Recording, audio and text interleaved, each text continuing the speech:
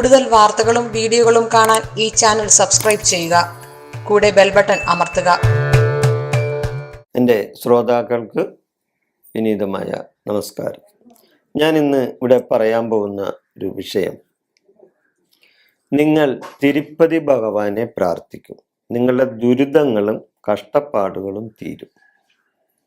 നിങ്ങൾ തിരുപ്പതി ഭഗവാനെ പ്രാർത്ഥിക്കൂ, നിങ്ങളുടെ കഷ്ടപ്പാടും ദുരിതങ്ങളും തീരും. ഇതാണ് ഞാനിപ്പോൾ പറയുന്ന ഒരു വിഷയം.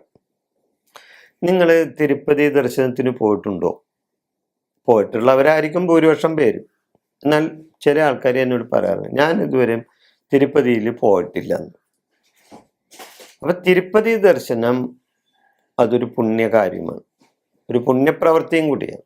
തിരുപ്പതിയിൽ പോയാൽ നമ്മളുടെ ദുരിതങ്ങൾക്ക് മോചനം കിട്ടും. തിരുപ്പതി പോയാൽ തിരുപ്പതി ഭഗവാനെ നമ്മൾ പൂജിച്ചാൽ എന്ന് പറഞ്ഞാൽ നമ്മൾ പ്രാർത്ഥിച്ചാൽ, എല്ലാവർക്കും പൂജിക്കാനൊന്നും സാധിച്ചെന്ന് വരില്ലല്ലോ. അപ്പൊ തിരുപ്പതി ഭഗവാനെ നമ്മൾ പ്രാർത്ഥിച്ചാൽ നമുക്ക് അതിൻ്റെതായ ഫലം കിട്ടും. ഞാൻ പറയാൻ കാരണം, അങ്ങനെ പല അനുഭവങ്ങളും പലർക്കും പോയവർക്കൊക്കെ തിരുപ്പതി ദർശനം നടത്തിയവർക്കൊക്കെ ഉണ്ടായിട്ടുണ്ട്. അതുകൊണ്ടാണ് നിങ്ങളുടെ ദുരിതങ്ങൾ മാറാൻ നിങ്ങൾ തിരുപ്പതി ഭഗവാനെ പ്രാർത്ഥിക്കൂ എന്ന് പറയുന്നത്. നിങ്ങളുടെ വീട്ടിൽ തിരുപ്പതി ഭഗവാന്റെ ഒരു ഫോട്ടോ ഉണ്ടോ? ഇല്ലെങ്കിൽ നിങ്ങൾ അധികം താമസിയാതെ ഒരു തിരുപ്പതി ഭഗവാന്റെ ഒരു ഫോട്ടോ വാങ്ങി അത് അടുത്ത ഒരു വിഷ്ണു ക്ഷേത്രത്തിൽ ആ ഫോട്ടോ, വിഷ്ണു ഭഗവാന്റെ ഫോട്ടോ വാങ്ങിയിട്ട് അടുത്ത ഒരു ക്ഷേത്രത്തിൽ, വിഷ്ണു ക്ഷേത്രത്തിൽ കൊടുത്ത് അത് പൂജിച്ച് വാങ്ങണം. പൂജിച്ച് വാങ്ങിയിട്ട് നിങ്ങളത് ശുദ്ധമായ, നിങ്ങളുടെ ഒരു ചെറിയ വീടാണെങ്കിലും, എല്ലാവർക്കും എല്ലാ വീട്ടിലും ഇപ്പോൾ പൂജാമുറികളൊന്നും ഉണ്ടായെന്ന് വരില്ല, ഇല്ലേ? അപ്പം പൂജാമുറികൾ ഇല്ലാത്തവർക്കും ഭഗവാനെ പ്രാർത്ഥിക്കണമല്ലോ. അപ്പം അത് എവിടെയെങ്കിലും നിങ്ങൾക്ക് ഉദ്ദേശിക്കുന്നു, ഒന്നില്ലെങ്കിൽ വീടിൻ്റെ വടക്ക് കിഴക്കേ മൂലയിൽ, വീടിൻ്റെ വടക്ക് കിഴക്കേ മൂല മുറിയിൽ, വടക്ക് കിഴക്കേ മുറിയിലോ അല്ലെങ്കിൽ വീടിൻ്റെ വടക്ക് കിഴക്കേ ഭാഗത്തായിട്ടോ എവിടെയാണെന്നെങ്കിലും നിങ്ങൾക്ക് അത് വെക്കാം. അവിടെ വെച്ചാൽ കുറച്ചും കൂടി സൗകര്യമായിരിക്കും. അപ്പോൾ അവിടെ വെച്ചിട്ട് അത് പൂജിച്ച് കഴിയുന്നതും കിഴക്കോട്ട് തിരിച്ച് വെച്ച് ആ ഫോട്ടോ വെച്ച് നിങ്ങൾ ആരാധിച്ചാൽ, ഒരു ചന്ദനത്തിരിയെങ്കിലും കത്തിച്ച് ദിവസവും ആ തിരുപ്പതി ഭഗവാനെ പ്രാർത്ഥിക്കുക. ഭഗവാനെ, ഞങ്ങളുടെ ദുരിതങ്ങൾ മാറ്റി തന്നെ, ഞങ്ങളുടെ കടവും അതേപോലെ തന്നെ സാമ്പത്തിക ബുദ്ധിമുട്ടുകളും മാറ്റി തന്നെ ഭഗവാനെ എന്ന് തിരുപ്പതി ഭഗവാനോട് പ്രാർത്ഥിച്ചാൽ അതിന് തീർച്ചയായിട്ടും നിങ്ങൾക്ക് ഫലമുണ്ടാവും. അതേപോലെ തന്നെ ആ ഭഗവാന്റെ മുമ്പിൽ ഒരു ചെറിയ ഒരു കുടുക്ക വെച്ചിട്ട് ഒരു നാണയമെങ്കിലും ദിവസം നിങ്ങൾ ആ കുടുക്കയിൽ ഭഗവാനെ പ്രാർത്ഥിച്ചുകൊണ്ട് ഒരു നാണയം ആ കുടുക്കയിലിടാം.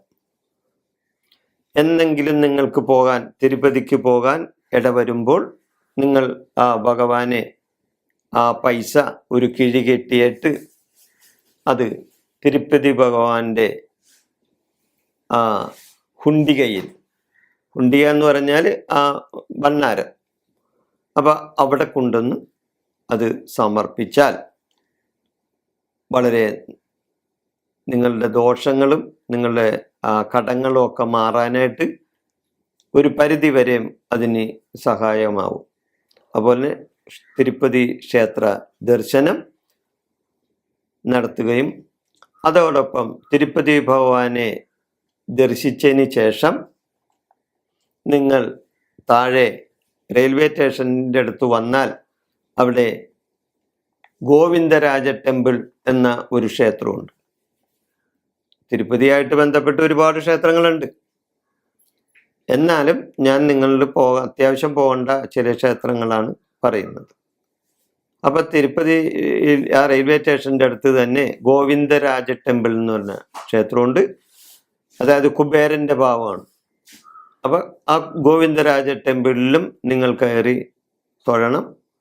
അതുകൂടാതെ അവിടെ നിന്ന് കുറച്ച് ദൂരെയായിട്ട്, അല്പം ദൂരെയായിട്ട് അവിടെ പത്മാവതി കോവിൽ, ലക്ഷ്മി കോവിൽ, അലമേലുമങ്ക എന്നിങ്ങനെയൊക്കെ അറിയപ്പെടുന്ന ക്ഷേത്രമുണ്ട്.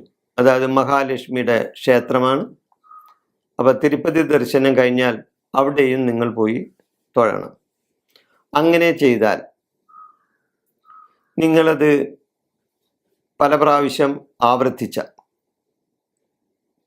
ഒരു വർഷത്തിൽ ഒരു പ്രാവശ്യമെങ്കിലും തിരുപ്പതി ദർശനവും അതേപോലെ തന്നെ ഈ ഗോവിന്ദരാജ ടെമ്പിളിൻ്റെ ദർശനവും അതേപോലെ തന്നെ ഈ പത്മാവതി കോവിലിലെ ദർശനവും നടത്തിയാൽ നിങ്ങൾക്ക് നിങ്ങളുടെ ആ കടങ്ങൾ മാറും, നിങ്ങൾക്ക് സാമ്പത്തികമായ ഉന്നതി ഉണ്ടാകും.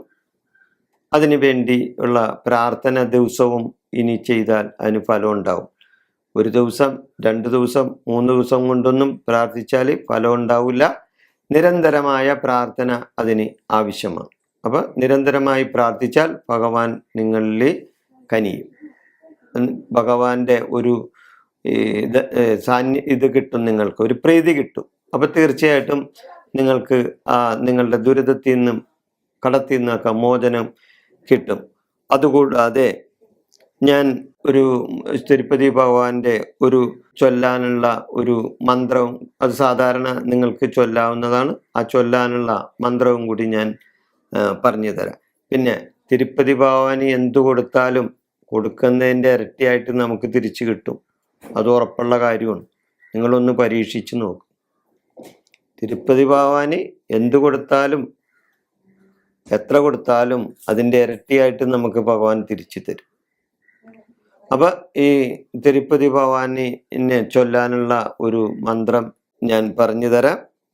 അത് നിങ്ങൾ ദിവസവും തിരുപ്പതി ഭഗവാന്റെ ഓട്ടത്തിനരിയിൽ നിന്നോ അല്ലെങ്കിൽ സന്ധ്യാസമയത്തോ അല്ലെങ്കിൽ നിങ്ങൾക്ക് വേണ്ടപ്പെട്ട എപ്പോഴാണ് ചൊല്ലാൻ പറ്റുമെങ്കിൽ ആ സമയത്തോ ചൊല്ലാം.